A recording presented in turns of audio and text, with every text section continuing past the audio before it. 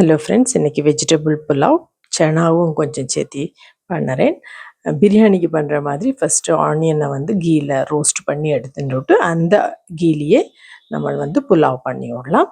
அந்த கீ மீதி இருக்கிற கீயில் வந்துட்டு எல்லாம் மசாலா சாமானத்தை எல்லாம் ரோஸ்ட் பண்ணிட்டு அதுலேயே ஊற வச்ச ரைஸை போட்டுக்கிறது. நான் 1 கிளாஸ் சோனா மசூரி எடுத்துட்டுருக்கேன். இது பாஸ்மதி இல்லை. ஸோ அதுக்கேற்ற மாதிரி தேங்காய் பால், ஃபஸ்ட்டு தேங்காய் பால், செகண்ட் தேங்காய் பால் எல்லாத்தையும் எடுத்துட்டு மிக்ஸ் பண்ணி நான் 2.5 கிளாஸ் வச்சுட்டுருக்கேன். இது நல்லா ரோஸ்ட் ஆனதும் வெஜிடபிள்ஸையும் சன்னாவையும் சேர்த்தி போட்டு கொஞ்சம் கொத்தமல்லியும் போட்டு புதினா இருந்தால் புதினாவும் சேர்த்திக்கிறது.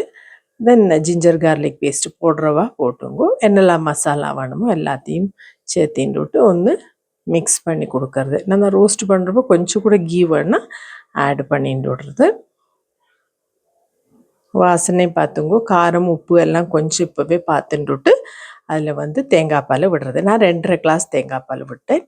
அப்புறம் 1 விசில் வச்சுட்டு 5 நிமிஷம் சிம்மில் வச்சு புலாவ் ரெடி. அதுக்கு ரைத்தா, தயிரில் கொத்தமல்லியும் உப்பு மிக்ஸ் பண்ணி வச்சுட்டுருந்தேன். ஆனியனும் குக்கம்பரும் கட் பண்ணி சேர்த்தின்னுட்டு மேலே சாட் மசாலா போட்டிருக்கேன். That's it. So raita is also ready. இன்றைக்கி புலாவ் அண்ட் ரைத்தா ரெடி. எல்லாம் பண்ணினதுக்கு அப்புறமா மேலே ஃப்ரைட் ஆனியனை போட்டால் போகிறோம். That's it. ரெசிபி ட்ரை பண்ணி பாருங்கோ. பிடிச்சிருந்தா சப்ஸ்கிரைப் பண்ணி என்கரேஜ் பண்ணுங்கோ. Thank you so much. பபாய்.